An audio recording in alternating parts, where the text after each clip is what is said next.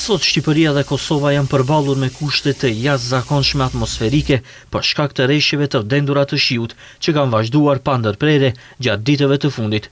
Në Shqipëri, rreshjet intenzive kanë prekur shumë rajone, duke shkaktuar përmbytje të konsiderueshme në qytete dhe zona të ndryshme. Durrësi konsiderohet një nga vendet më të prekura, ku lagjet e tëra dhe rrugë janë mbuluar nga uji.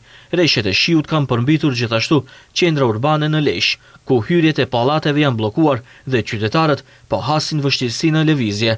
Në Shkodër dhe zonat e Malësisë së Madhe, përmbytjet kanë shkaktuar dëme në banesa, rrugë dhe infrastrukturë, duke bërë situatën të rrezikshme për jetesë dhe komunikim.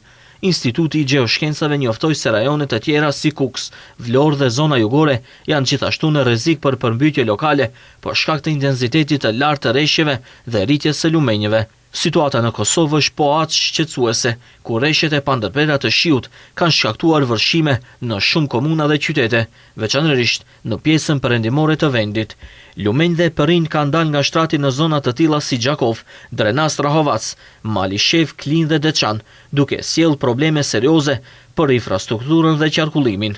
Në shumë pjesë të Prishtinës, rreshjet e fundit kanë shkaktuar grumbullim uji në zonat urbane si Prishtina e Re, Dardania dhe Lakërisht, duke ndikuar në jetën e përditshme të banorëve dhe qarkullimin e automjeteve. Si pasojë e situatës së rënduar, energjia elektrike është ndërprerë në disa komuna si Drenas, Malishev dhe Rahovec për arsye sigurie.